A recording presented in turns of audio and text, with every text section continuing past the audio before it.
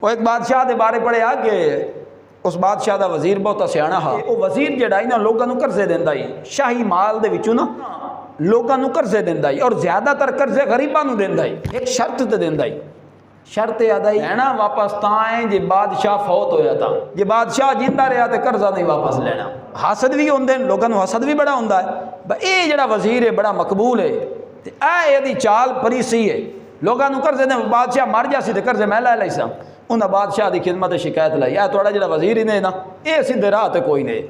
उन्हें कहा किवें? उन्हें कहा लोगों को कर्जे देंदा नहीं आदा लैने उदों जो बादशाह मर गया, पता कि मैंने कर्जे डिशन तो मैं मालदार बन जासा, बादशाह तो होना कोई नहीं।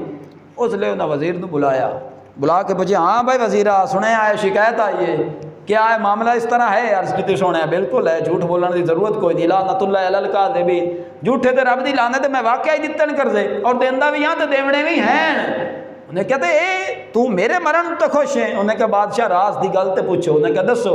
उन्हें कहा रास की गल है मैं गरीबों को कर्जे देना, इन्हों आना उदों वापस लेने जो बादशाह मोया, ताकि बादशाह की लंबी हयाती की दुआ करे भाई ना बादशाह मरे तो ना सानू वापस देना पवे। इनके राज है कि गरीबों की खिदमत करना इस अंदाज नाल भी एक लोगों का वती रहा। लेकिन अज मुआशरे अंदर चार पैसे आ जान तो पहली तो गल है लोगों का सलाम छुट जाता। जड़ा मतलब कि वडेरी पोस्ट उत्ते होवे वो ततले वैसे कमी समझदा, आदा चल जा तू कौन है, ये पता नहीं रब फिरौन वर्गियां नूं भवा मरेंदा है, नमरूद वर्गियां दे दिमाग दे अंदर मच्छर पा पा के लित्तर मरवाइंदा है। इस वास्ते तकब्बर वाले पासे नहीं जाना चाहिए। ओ मिल जाए तो शुक्र अदा करिए सोहणिया, कईयां दे गुजारे मुश्किल हैं, साडा तो सोना पिया हुंदा है।